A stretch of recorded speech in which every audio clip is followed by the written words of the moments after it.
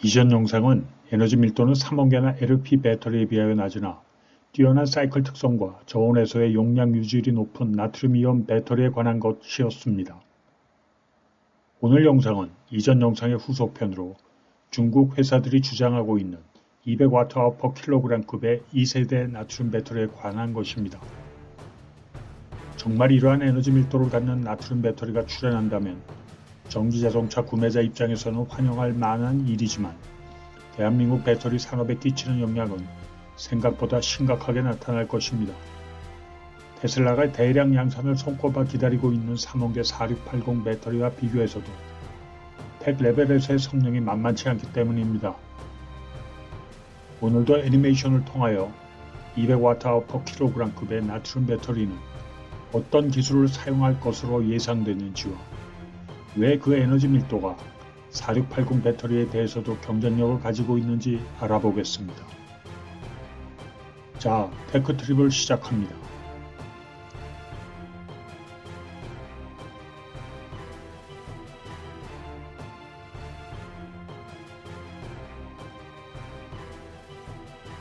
최근 2년간 이어진 리튬 가격의 폭등은 전례를 찾아보기 힘들 정도로 폭발적이었습니다. 물론 리튬 생산량 증가와 중국발 전기자동차 판매 부진으로 폭락을 경험하고 있으나 여전히 그 가격은 상당히 높은 수준에 머물러 있습니다. 반면 리튬에 비하면 껌값이라고 할 수 있는 나트륨을 사용하는 전지는 원자재 변동에 둔감한 가격 구조를 가지고 있습니다.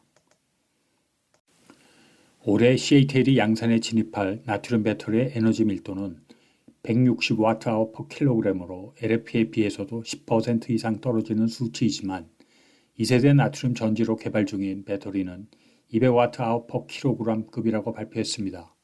물론 개발에 성공해야만 의미가 있겠지만 정말로 그것이 몇 년 내로 현실화된다면 그렇지 않아도 가격 경쟁력을 무기로 시장을 확대하고 있는 LFP에 비하여 에너지 밀도뿐 아니라 저온 특성, 안정성 등 다방면으로 뛰어난 성능을 보유할 것으로 예상되므로 상당히 눈여겨봐야 할 대상입니다. 그렇다면 대체 200Wh/kg은 어디서 나온 수치일까요? CATL 내부인이 아니므로 정확한 사실은 확인할 수 없으나 다음과 같은 이론적 추론은 가능합니다. 나트륨이온 전지의 적용 가능성이 높은 기존에 알려진 양극재들보다 용량이 25%가량 증가한 재료가 개발된다면 200Wh/kg의 에너지 밀도 달성은 충분히 가능하겠지만 현재로서는 그 가능성은 좀 낮아 보입니다. 일반적으로 종류를 불문하고 어떤 새로운 브레이크스루가 완성되지는 않았지만 가시권에 들어왔다면 논문을 통해서 혹은 루머를 통해서 대략의 윤곽은 알려지는데 현재로서는 그런 기미가 보이질 않습니다. 그렇다면 남은 방법은 음극재를 건드리는 것입니다. 3원계 배터리도 니켈 함량을 최대로 끌어올리면서 에너지 밀도를 더욱 증가시키려는 노력의 일환으로 그라파이트 음극재의 일부를 에너지 밀도가 높은 실리콘 음극재로 대체시킴으로써 배터리의 에너지 밀도를 높이는 연구가 진행되어 왔고 최근에는 상용화되어 일부 고급 모델 전기자동차에 장착되기 시작했습니다. 더 나아가 그라파이트 음극재를 완전히 실리콘으로 대체하려는 노력도 다양한 방법으로 진행 중이며 앰프리오스나 넥시온으로 대표될 수 있는 수많은 스타트업 회사들이 나름 자신들의 장점을 내세우며 펀딩을 끌어모으고 있으나 아직 그리 성공적이진 못합니다. 에너지 밀도를 최대한으로 끌어올리기 위한 궁극적인 방법은 음극 재료를 완전히 제거한 무음극 배터리를 제작하는 것입니다. 이것이 가능해진다면 그라파이트나 실리콘이 배터리 내부에서 차지하고 있는 무게와 부피를 재료로 만들 수 있게 됩니다. 한마디로 가장 좋은 음극재는 음극재가 없는 것이다. 파라독스 같지만 그게 사실입니다. 음극재가 없다고 해서 배터리가 작동을 안 하는 것은 당연히 아닙니다. 배터리를 충전하게 되면 양극 물질 속에 존재하던 리튬 이온들이 음극 방향으로 이동을 시작하며 집전체 역할을 하는 금속 포일 위에서 리튬막을 형성하게 됩니다. 마치 전기 도금하는 것과 매우 유사한 방식으로 진행됩니다. 그러나 개념적으로는 뛰어나지만 실제 배터리를 이러한 방식으로 제조하면 다양한 문제들이 발생하게 됩니다. 물론 당연히 그렇겠죠.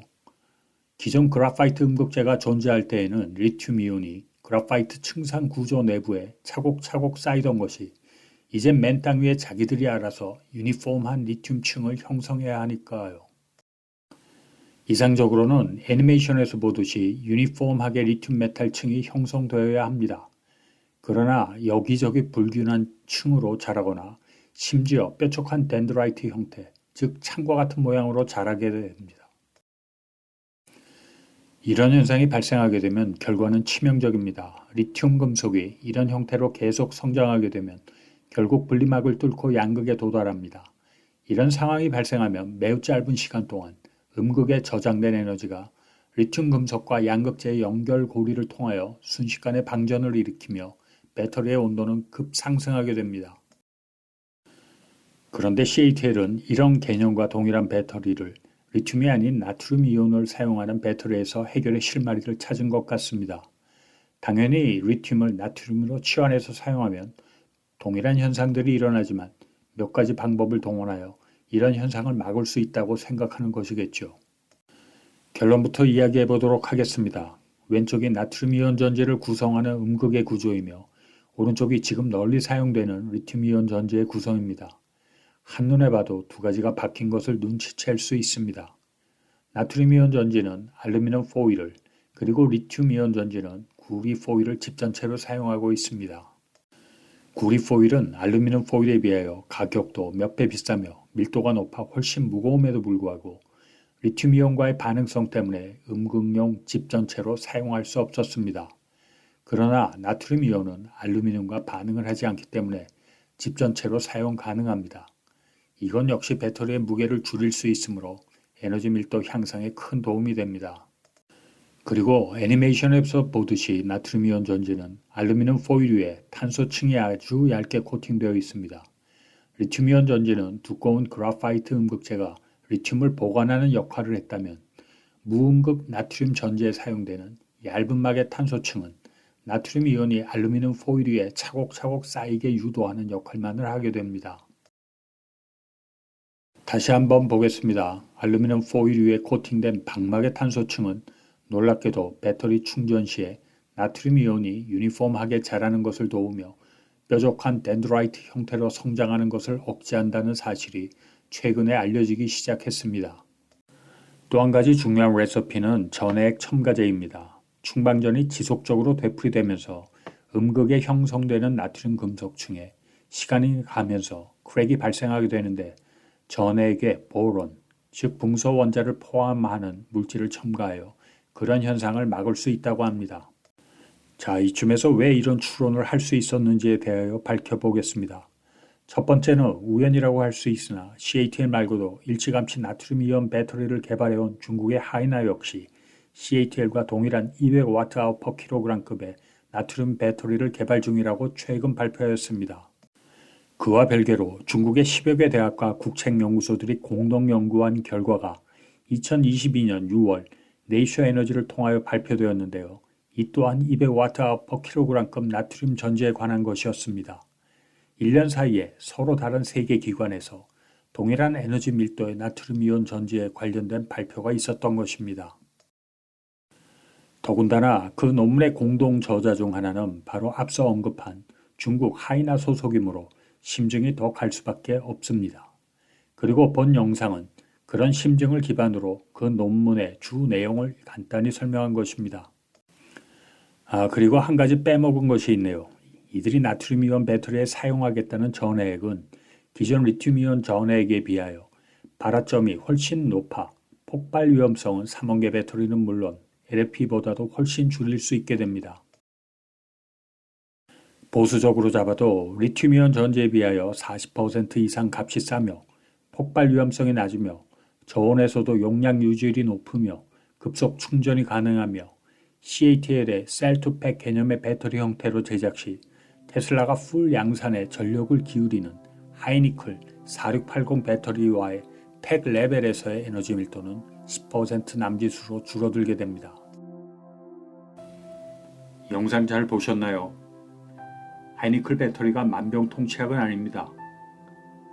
에너지 밀도 상승에 포화 상태에 근접한 하이니클 배터리도 나름 의미가 있겠지만 경쟁사들의 접근 방식을 마냥 싸구려라고 무시하다가 이에 대하여 대응할 수 있는 기회를 날려버릴 수도 있겠죠.